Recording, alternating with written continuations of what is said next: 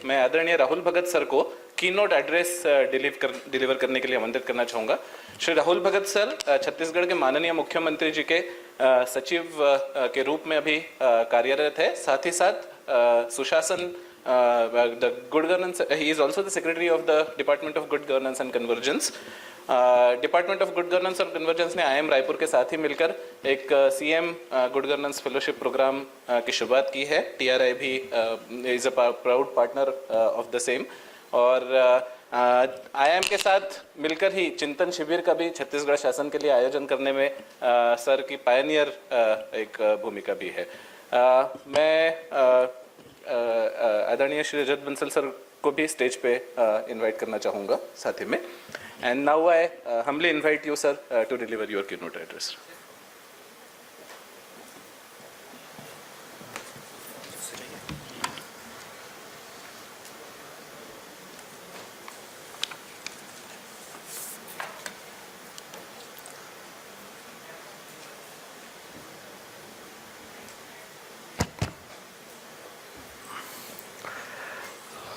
सबसे पहले मैं TRI को बहुत ही धन्यवाद दूंगा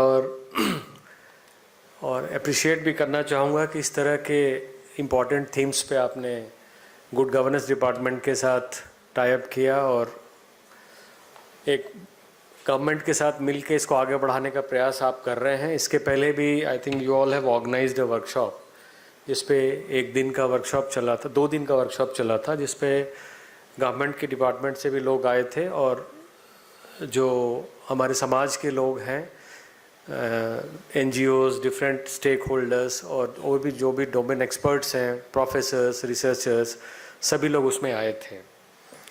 सो इस कार्यक्रम में उपस्थित सभी दीदी लोग जो सेल्फ हेल्प ग्रुप से आए हुए हैं, अलग अलग फॉरेस्ट FPOs जो फार्मिंग से जुड़े हुए लोग हैं, वो IIM रायपुर के professors, students, Rajat, Bhim, all my colleagues and people from media and everybody.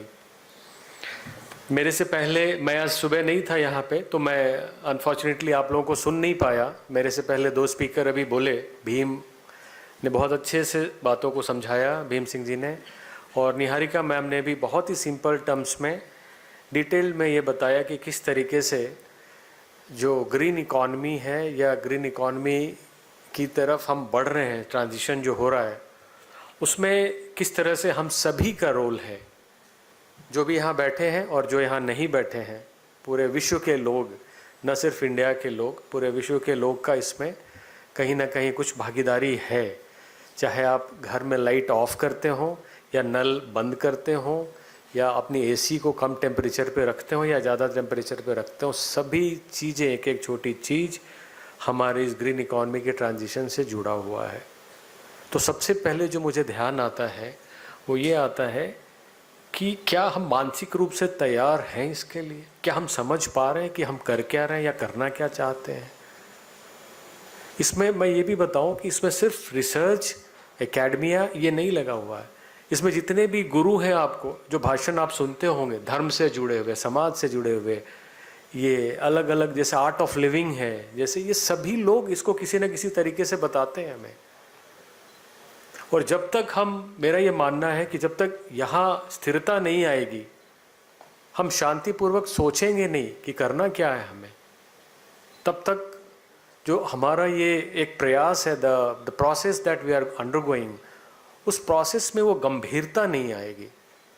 हम बस बातें करते रहेंगे, आइडियाज़ लेते रहेंगे, लेकिन जब तक हम मैं तो इसको बोलूँगा एक मेडिटेशन है, ये एक मेडिटेटिव स्टेज है ये, जिसमें हमें समझना है कि आखिर हम कर क्यों रहे हैं। ये जिस तरह से हम ध्यान लगाते हैं और सोचते हैं कि how do we meditate, what is the purpose of meditation, actually अगर if you look at the urgency of the matter, कितना इम्पॉर्टेंट हमारे लिए है, तो हमें समझ में आएगा it is as important as any religion, meditation इतना ज़्यादा ज़रूरी हमारे लिए है। और हम हर दिन इसका प्रयास भी करते हैं, प्रयोग भी करते हैं, कुछ अच्छा कुछ बुरा, कुछ के नतीजे अच्छे आते हैं और कुछ बुरे आते हैं। लेकिन हम यहाँ तक पहुँचे क्यों, सोच क्यों रहे हैं इसके लिए? क्योंकि जो हमने इतिहास देखा, इवोल्यूशन ऑफ जो भी हुआ हमारा डेवलपमेंट का इवोल्यूशन, या जो एनवायरमेंटल चेंजेस आए जब से हम पृथ्वी पे आए हैं और आप तक, जो भी एनवायरमेंटल चेंजेस आए, जो भी प्रोसेस है नेचर का, वो सब चलता रहता है। लेकिन आज हम ये सोच क्यों रहे हैं? आखिर क्या ज़रूरत पड़ी इस चीज़ की कि हम नेट ज़ीरो की बात कर रहे हैं? ये नेट ज़ीरो है क्या? सभी हम लोग we all keep talking about net zero, net zero. What is net zero? है क्या ये चीज़? तो ये सब चीज़ हमें आज इस स्टेज पे, नॉट ओनली इन इंडिया, और सिर्फ हम रायपुर में इसकी चर्चा नहीं कर रहे हैं, पूरे वर्ल्ड में अलग अलग in different institutions, in different forum, in different parts of the world, in society, everybody is talking about, because there is only one reason, क्योंकि हमें अपने बच्चों की चिंता है, हमें अपने आने वाले फ्यूचर जनरेशन की चिंता है। नहीं तो हम क्यों करें ये सब? हम खाए पिए सोए और अपनी लाइफ करके जाएं वापस सब। तो as a human being, we are not animals, we are human beings. हम सोचते हैं लोगों के लिए, हम लोगों की भविष्य के लिए सोचते हैं, हम अपने बच्चों के लिए सोचते हैं, हम समाज के लिए सोचते हैं। हम बोलते भी हैं वसुधैव कुटुंबकम। क्यों बोलते हैं हम ये? क्योंकि पूरा विश्व, पूरा earth is one family for us. Plant, animal, nature, human beings, water, trees, ये सब हमारे परिवार का एक हिस्सा है, और इसीलिए हम इनकी चिंता करते हैं। नहीं तो क्या फ़र्क पड़ता है? आप एक अर्बन सोसाइटी में रहिए और अपना 4 कार रखिए अपने पास, 3 मोबाइल फ़ोन रखिए, 10 एसी रखिए घर में लगा के, आराम से सोइए और चले जाइए। Why should we care for others? Why should we care? Because हमें चिंता है कि कहीं ना कहीं हमारे आने वाले जो जनरेशन है, भविष्य है, उनका हमें ध्यान रखना है आज। और आज अगर हम ध्यान नहीं दिए तो आने वाले टाइम में उनको in fact they will face problems, because in different forms. That is why I tell कि this is invisible. It is not affecting us directly. It is invisible. Whatever change is happening around us, we see it through news, we see it through newspapers, we listen to news and different forms. But हमें अपने आप पे feel नहीं होता है. We are not able to feel it even today. बहुत सारे part में वर्ल्ड के दे हैव स्टार्टेड फीलिंग, लोग फील करने लग गए हैं इसको। जो डायरेक्टली डिपेंडेंट है नेचर के ऊपर, जिनकी लाइफ पूरी प्रकृति से ही चलती है, उनको ये फील होने लग गया है। बट हम एक माइक्रो क्लाइमेट में रहते हैं, urban micro climate I would say, या rural micro climate in different forms, तो हमें ये फील ही नहीं होता है। तो ये सारे जो चर्चाएं हैं इसलिए हैं कि ये इनविजिबल से विजिबल होने तक हम सतर्क हो जाए। We should be very very careful when this invisible changes become visible to us, when we start feeling the heat, when we start feeling the temperature, when we start feeling the health hazards. जो cancer आज इतना हो रहा है, अब लोग कहने लग गए हैं कि used to have a diabetic capital, now it is a cancer capital पूरे वर्ल्ड में। अब 10 में से 4 लोगों को, 3 लोगों को, 5 लोगों को कैंसर होने लगा है। This are all linked to green economy, green transition, changes in the food, pollution, water. तो ये अब आप देखेंगे कि हमारे परिवार में हर तीसरा चौथा व्यक्ति is suffering from cancer. Earlier it used to be diabetes, now it is cancer. So जब ये हिट करता है, हमें हिट करता है, आपको हिट करता है, आपके परिवार में, then there is a death, we start thinking about why it is happening. He was not taking cigarette, he is not taking alcohols, ना शराब पी रहा है, ना सिगरेट पी रहा है, तब भी वो कैंसर से पीड़ित है। आखिर ऐसा क्यों हो रहा है? So these are some of the issues which are otherwise invisible, लेकिन जब अपने आसपास होने लगता है it becomes visible. जो अभी भीम सिंह बोल के गए, जो मैम बोली, ये बेसिकली प्रोसेस की बात सबने हम लोगों ने की। कैसे इसको हम, हाउ शुड बी कंट्रोल, इसमें आप भी शामिल, इसमें मैं भी शामिल हूँ, एवरीबडी। बिना जन भागीदारी के, बिना गांव के एक एक बुजुर्ग के, महिलाओं के, बच्चों के, and all the stakeholders, those who are sitting here, the students, the researchers, the policy makers, all the stakeholders, ये बिना उनके प्रयास के I think we won't be able to overcome this kind of problems which is going to affect our everyday's life. So ये मेरा अपना thought है, I don't know how I'm sounding, but मैंने कुछ लिख के भी लाया है, I will read also for you. But जो मैंने अभी बोला मैंने दिल से बोला है। मुझे मतलब मैं हमेशा यही बोलता हूँ कि सोसाइटी में डेवलपमेंट का पैरामीटर तो एक ही होना चाहिए कि जब कोई बच्चा पैदा हुआ तो जिस तरह से हंसते हुए आया उसी तरह से हंसते हुए वो जाए।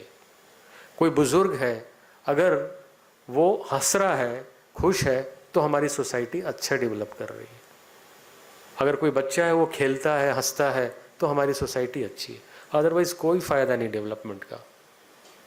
अगर आप इनको खुश नहीं रख पाए तो फिर डेवलप करके करोगे क्या आप? What is the use? पैसा कमाना इज़ नॉट डेवलपमेंट।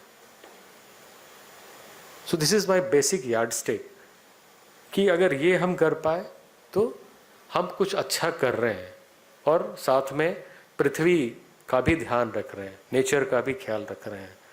सो मैं कुछ लिख के लाया हूँ, मैं इसको भी पढ़ना चाहूँगा, आप ज़्यादा बोर ना होए। So what I wanted to tell you that green economy is not a luxury. It is a life strategy who will enable clean air to one who deserves, for students who need safe water, for farmers who depend on healthy soil, and for our elders who seek dignity in stable climate. We are talking about an economy that creates job, reduces risk and restore nature, सभी को एक साथ। मैंने already बोला कि invisible है, आज वो इनविजिबल है, धीरे धीरे ये विजिबल हो जाएगा। कॉमन सिटीजन के लिए किस तरह से ये अफेक्ट करता है, फ्लड है, फूड का प्राइस, महंगाई बढ़ रही है, इसका भी लिंक ग्रीन इकॉनमी के साथ ही है। सूखा आ रहा है, बाढ़ आ रहा है, सब कुछ अफेक्ट करता, हमको आपको अफेक्ट नहीं करता, जिनको करता है उनको पता है, वो परेशान है, बट इम्पैक्ट हमारी वजह से भी आ रहा है उनके लाइफ में, तो उनको हमको ध्यान रखने की ज़रूरत है। और क्यों पॉलिसी में क्या होना चाहिए, क्या सबको एक साथ काम करना है, अलग अलग काम करना है? सभी लोगों ने चर्चा की कि एक साथ काम करें, कुछ लोग अलग काम करें, बट अल्टीमेटली जब तक हम सभी लोग समझेंगे नहीं इसको और जो फोकस होगा वो जन भागीदारी नहीं होगा, तब तक कोई संस्था, no organisations can work independently. So all government departments, panchayat, urban bodies, private sector, startups, financial institutions, civil society, academia, international partners, सभी को we should all align together, सभी को इसमें incentives मिलना चाहिए and they should all work together. क्या होगा अगर इसमें हम देरी करें? What will happen if we delay it? We all know it. Crop loss, food shortage, unsafe air, water pollution, drought, ये सब कुछ हमको आसपास दिखने लगेगा धीरे धीरे। और अगर हम एक्ट करते हैं तो क्या मिलेगा हमें? हमें एक ऐसी खेती मिलेगी, ऐसा फार्मिंग मिलेगा, resilient farmers, resilient farming, cleaner cities, affordable energy and secure livelihoods. And this is very very important for all of us to survive in a society, to live together, to grow together and to smile together. What is very very important इसमें क्या है, specially जो हमारी जनजाति के लोग हैं और जो महिलाएं हैं, they are very very critical and important to this whole process. अभी somebody was talking about land rights है, land right का बड़ा impact होता है सोसाइटी में। If you have land on your name, you get lot of benefits of different schemes and you feel empowered. So it is very important that we must empower our tribal society and the women. Real change will start, जो अभी बताया लोगों ने कि ग्राम सभा से, community से, group से, वहीं से रियल चेंज स्टार्ट होगा। And then we will be able to create green jobs which is close to your home. We should talk about, creating jobs, creating opportunities close to their home, a kind of decentralized economic development. अब जैसे बस्तर के लोग हैं, बस्तर में ही opportunity create हो, उनको बहुत movement नहीं करना पड़े, क्योंकि मूवमेंट अगर होता है तो there is lot of pressure on the environment. Different kind of modes of transportation है, फिर living in a city is itself a painful task for people from rural background, people from tribal background, especially women. They don't feel secure. Their children are not staying together. The family, they have to move away from the family. So this creates a tension in the society, and this leads to again disruption and kind of problems in green economy. So these are very micro things, but we must start thinking about it. Take it on your life. If you stay with your family, your mind works very calmly, nicely. If this is fine, अपने आप green economy होगा धीरे धीरे. If this is intense, this is not functioning well, you have different worries, why will you worry about green economy? Tell me. You will be worried about your family from morning till evening. So I am again telling you, it is linked to spiritualism. It is linked to your good lifestyle. And that is possible when you stay with your family. And how can you stay with your family? When you get a job around your hometown, around your village, where you enjoy doing happily what you are doing. At the same time, you are also earning at least to sustain a good lifestyle of your family. और ये वहीं से originate होगा, वहीं से thinking change होनी शुरू होगी. You will feel happy. Once you are happy, you will adopt changes, whether it is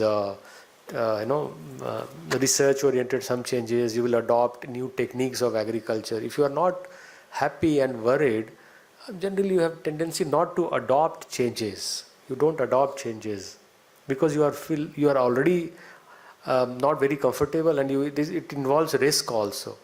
Why will you take more risk? So it all starts with your personality changes, your personality.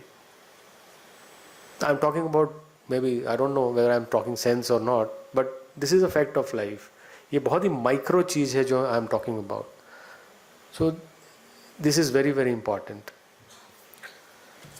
So Jan Bhagidari is a very extremely important part of green economy. Now, Honorable Prime Minister has also discussed about how every day we can help in small changes in our life, small actions in our life, हमारी ज़िंदगी का वो किस तरह से हमारी green economy को और strong बनाएगा, and it gives impetus to the movement. He talked about life, LIFE, life, which is very important, lifestyle for environmental movement. Small daily choices by millions, it becomes a mass movement. It becomes a sustainable movement. Just a simple example somebody talked about, if you keep your air conditioner at 20 degrees Celsius or 18 degrees Celsius, it consumes more energy. If you keep it at 22 degrees Celsius या 24 degrees Celsius, ये दोनों चीज़ है, आपको comfortable भी ज़्यादा feel होगा as an Indian, और it will save energy also. But how many of us bother to understand कि जहाँ हम बैठे हैं उस रूम का टेम्परेचर ज़्यादा है, we feel cold, हम चादर ओढ़ लेते हैं, we put blanket, but we don't reduce the AC. Even in our rooms, hall, movie hall, cinema hall, we must start taking actions on this. नल कहीं खुला हुआ है, if the water is dripping out, we must stop and think and go and tell people कि please stop this, इसको रोकिए आप, इससे problem है. Small thing, we take shower in shower, we should start using buckets, बाल्टी से नहाए. ये सब छोटी छोटी चीज़ें हैं, but it saves lot of energy, water, and it has impact overall globally. This is what Honorable Prime Minister also talked about. So I just wanted to draw your attention here that green energy is nothing, it's not very big. Small things will lead you to green energy and transition. So this is one. And then we talk about, technology, the role of technology in green economy. We talk about electric vehicle, we talk about solar energy, we talk about wind energy. अब आप सोचिए कि आज से 25 साल पहले, 20 साल पहले, there was very little solar energy, very little wind energy. बहुत कम रहा होगा renewable energy, and we were totally dependent on coal and all that. Now we are, it's like a movement. सभी, everybody is moving towards solar energy, wind energy, renewable energy. Have we ever thought about what are the minerals, rare earth metals that get into making of a solar panel or electric vehicle? I'm not saying we should not move, but it should be a very thoughtful decision. It should be very logical decision. Tomorrow, these minerals will last after 10 years or 15 years or 20 years. What will we do then? Lithium battery. Do we have enough lithium in India? Solar, we require what? Boron, and we require many other rare metals in making solar panels. Do we have that much of? इतना है क्या हमारे देश में इसका खजाना या इसका भंडार? So क्या 15 साल बाद अगेन वी विल स्विच जब ये रॉ मटेरियल्स खत्म हो जाएगा? Then what? तो ये सब हम अभी सोचना चाहिए when we are making policy. I am not against solar energy और EV, but it should be very very thoughtful. It should be linked to कि फ्यूचर जनरेशन की हम बात कर रहे हैं. We are not talking about another 20 years or 30 years. No. Sustainable मतलब it's not limited to a time period. So we should start thinking about this. And इसी हिसाब से the fund starts flowing, the bank starts giving loan, and the whole strategy, business policy, people start making money because new opportunities coming. I'm not telling that this is wrong. We should make, the business are there to make profits. They should make profit, but they should be ethical also. That also adds to green economy. And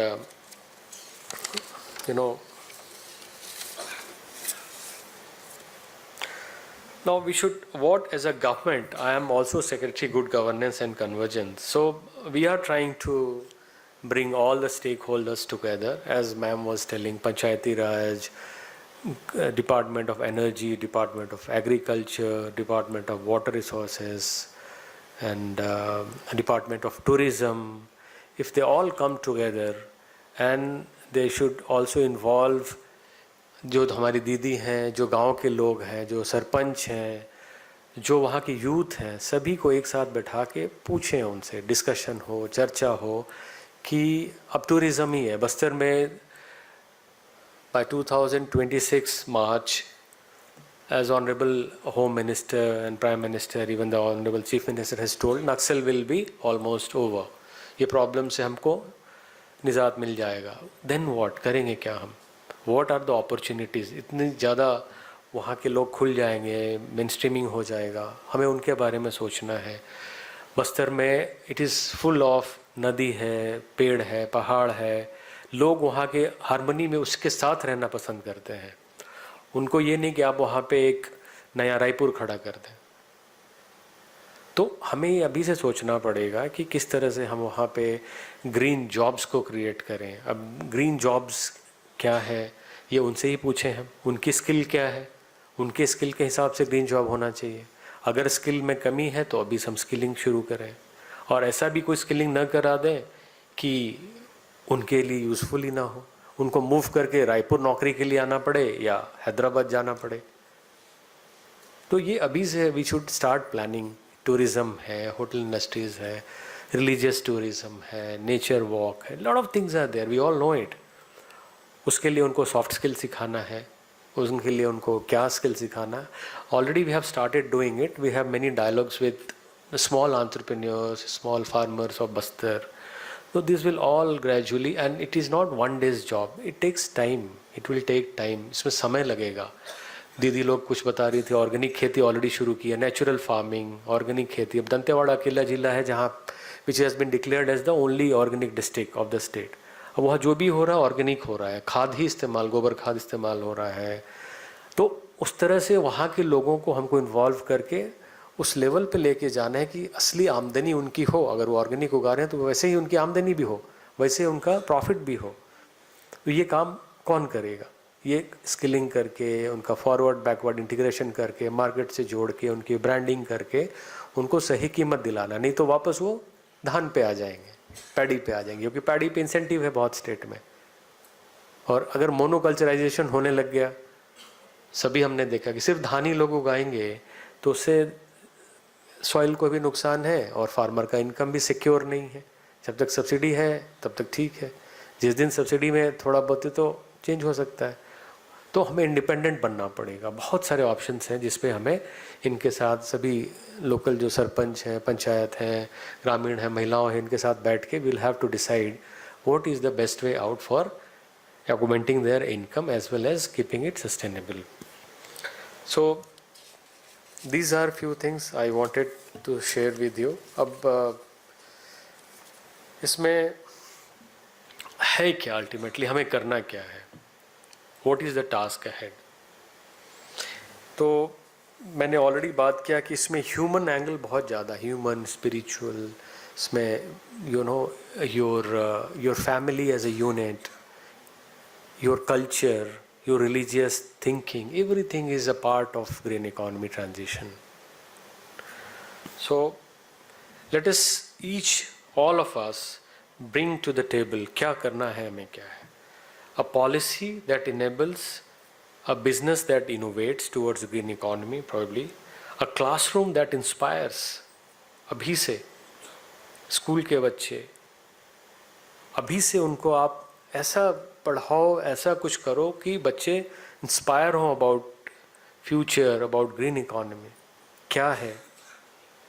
a community that cares, जो ऐसी समाज जो एक दूसरे का ध्यान रखें. And a household that chooses wisely, क्या करना है क्या नहीं करना है. So we have to combine what, a good policy, people's participations, women's leadership, smart technology and ethical governance. If we do all this, then our state can become a green laboratory for India's future. We already have so much of forest, we all know it, and a safer home for every child. This is what I have to say about green economy. Thank you very much for listening to me. I hope I have not bored you. Thank you.